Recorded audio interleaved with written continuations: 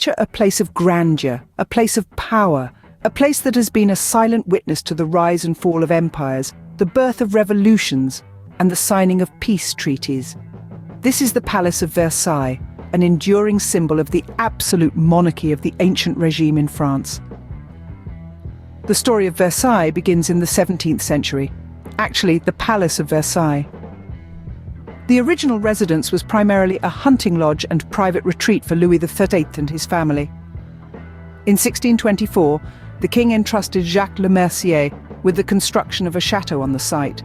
Its walls are preserved today as the exterior facade overlooking the marble court. Under the guidance of Louis XIV, the residence was transformed into an immense and extravagant complex surrounded by stylized French and English gardens.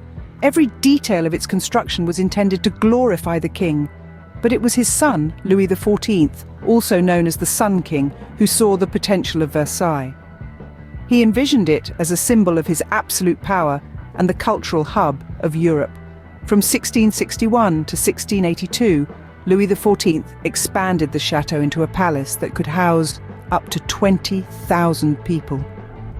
Versailles became the unofficial capital of the kingdom, the seat of power, where the king could control his court and his government.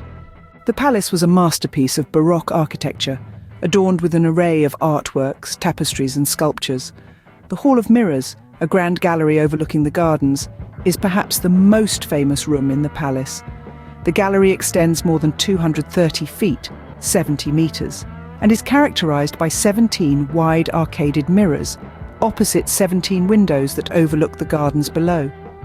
Glass chandeliers adorn the arched, ornately painted ceiling, upon which Lebrun depicted a series of 30 scenes glorifying the early years of the reign of Louis XIV. Gilded statues and reliefs border its marble walls, that it was here that treaties were signed, including the Treaty of Versailles, ending World War I.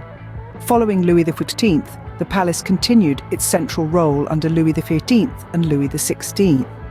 But it was during the reign of Louis XVI that the seeds of revolution were sown. The extravagant lifestyle of the royals in the face of widespread poverty led to the French Revolution.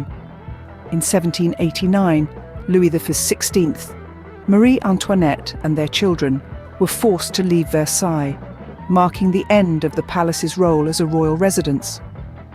After the revolution, Versailles served many purposes. It was a museum, a legislative assembly, and even a hospital during the Franco-Prussian War. Today, it stands as a UNESCO World Heritage Site, attracting millions of visitors every year. So, what does the Palace of Versailles represent?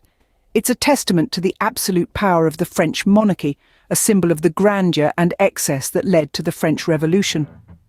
It's a place where history was made, where kings and queens lived and ruled, where treaties were signed, and where a revolution began. Versailles is not just a palace. It's a mirror reflecting the history of France, from the age of absolute monarchy to the birth of the French Revolution. It's a story of power, ambition, art, and revolution. And it's a story that continues to unfold as each visitor adds their own chapter to the history of this magnificent palace.